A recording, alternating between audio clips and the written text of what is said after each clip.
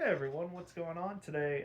For Year of the Batman, we're going over the 1960s two episodes, True or False Face, which because the name of the villain is False Face, and I can't even make this up. Holy rat race! So, of the 18 episodes that I've seen so far, three of the second episodes have the word rat in it. So, a third of the second episodes have the word rat, and I don't know what's their game with that.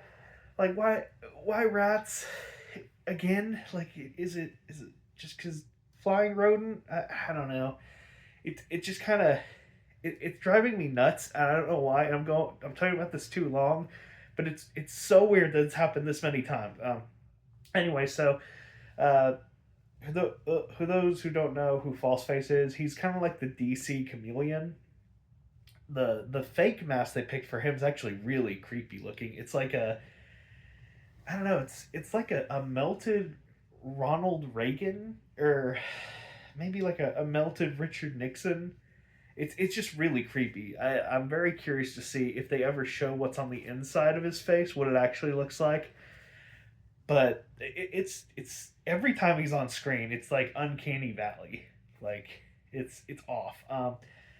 So there's this setup where a tiara is on display, and I swear to God, in this universe, if you're like a king or a monarch or a prime minister of like a smaller country that not many people have heard about, it has to be a requirement that you visit Gotham City or you bring something to Gotham City to get shown up on. But like it's only freaking Gotham City that has it all. So there's a tiara and the cops are setting it up. And they're like, "Yeah, this is absolutely safe." And then you just see some random guy just walking about, like it's obviously that's gonna be who the villain is, and they're not like really paying a mind. And he turns around, and you can tell, oh yeah, that's not a human face. And they're just aghast. And the princess, it's his like accomplice in disguise. Her name's Blaze. She's dressed up as the princess, and he steals the tiara and she's with him, and on the way out as the police are chasing him, he like throws something and an inflatable pops up to block the door because they're chasing after him, and it's like 4 feet high. And I swear to God, the cops in Gotham are so useless. It actually makes me mad because like it's 4 feet tall. You could easily jump over it, and they're just like, oh dear me, oh, I can't get over this. And obviously, they call Batman because God help them if he ever like dies or goes on vacation or anything, because they just can't do anything. I swear.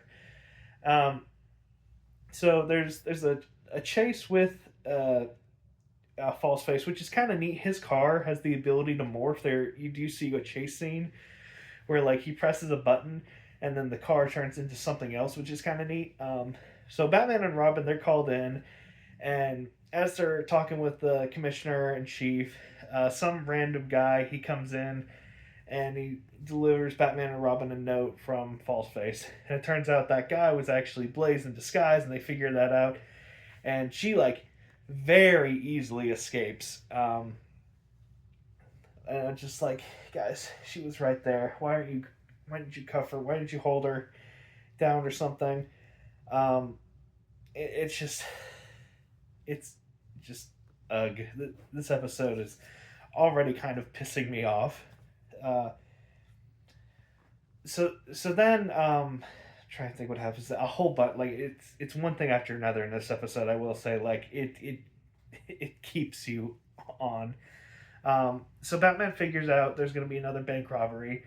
So him and Robin like wait out. He finds out who the fake guy is. Once again, false face. He escapes with like super relative ease. Like literally, Batman and Robin saw right through his disguise, and like within feet of him, I'm just like, just cuff him, don't let him talk, just cuff him. And then he escapes, and there's this chase, and it turns out it was a trap for Batman to ambush him, and it didn't go so well. And the Batman's kind of getting the edge, and the cops show up, and then you see Chief O'Hara meet another Chief O'Hara because Falseface turned into him, and so Falseface not kidnaps, he escorts all of his henchmen and Blaze. Or no, Blaze takes the car and he just stays there for whatever reason. Not really sure why, but yeah, he just stays. Like everybody leaves him. No cops take him or anything. It's really weird. So then Batman and Robin at the Batcave, they're looking at the note that Falseface gave them, and he's like, "Oh, this is the same paper they used to make money with." He's probably gonna like do a counterfeiting ring because he always thinks big, and I'm just like, you just stole a crown. Like that's pretty big right there. Like there's no mention of it like at all the rest of the 2 episodes. Like it's completely forgot about. Like it's not made up for anything. It's really weird. I don't know like how you could have these like priceless artifacts, and then the big thing is like this counterfeiting operation. But anyway, so Batman and Robin, they go to the paper place. Once again, had a pretty good opportunity to deal with him, but he escaped very easily. And during the scuffle, everybody is caught except him, and they take Blaze in for questioning. So it's Batman, Robin, Blaze, Commissioner Gordon, which is disguised, or no, Chief O'Hara, which is disguised as Falseface, and then Commissioner Gordon. They're all there, and then they're talking, and Blaze lures Batman and Robin to a trap. She's under the guise of, oh, I want to help you guys, but she's not. So she takes them to this like abandoned abandoned subway, but there's still trains going through it. Not really sure why. And she knocks out Robin, and then Batman gets like tricked into getting knocked out. And this is all still the first episode. Like a lot's going on, and then as they're knocked out, Falseface like ties into the railroad tracks with like this like super hard concrete or something. And beforehand, Blaze is like, no, I regret doing this, which is kind of refreshing because usually it's like not until the last 5 minutes of the episode when like the girl villain feels like remorse, but she's like, all right, this is kind of messed up. I don't want to be involved with straight up murder, and it's really weird. I don't know if like Falseface has this like obsession with her, but he like just takes her along, like, I'll figure out what to do with you later. And I'll get to that in a moment. But so the episode ends, they're about to get ran over, and how they get rescued in the next episode is somebody said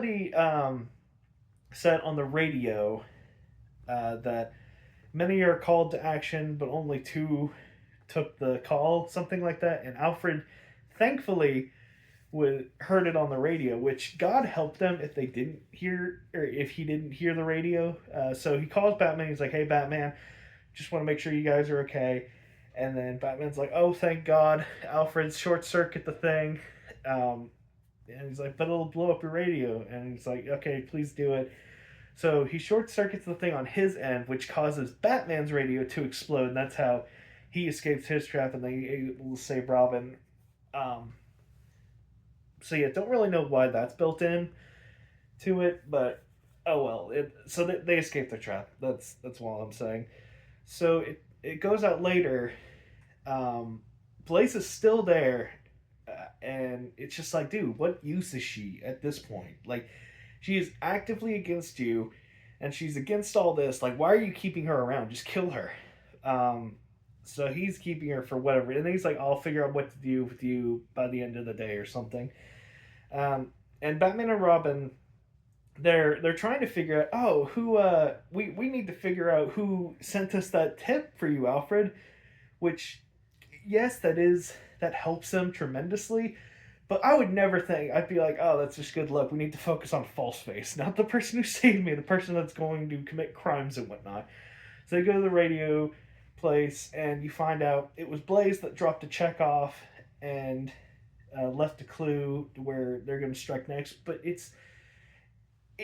that had to have happened. Like the radio place had to have been right beside the abandoned like train station, because I don't know when the hell Blaze could have had the time to do all that, because she was with Batman and Robin, and then they got tired of the tracks, and then she feels guilty of it, and like not even like seconds later, the thing on the radio goes off and all that stuff. It's very preposterous. Like there's a lot of fun turn off your brain moments, but this one actively made me mad. So you find out it's Blaze that saved them, and he figures out where the next spot they're going to strike is not Gotham National Bank.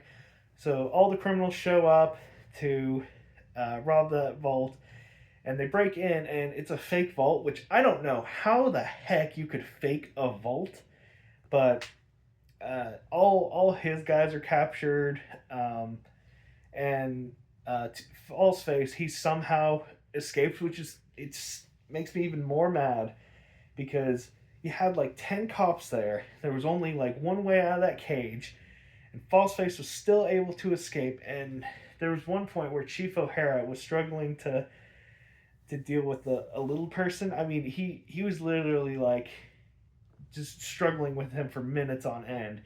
I'm just like, Chief, just do something, please. The cops in this episode really irked me.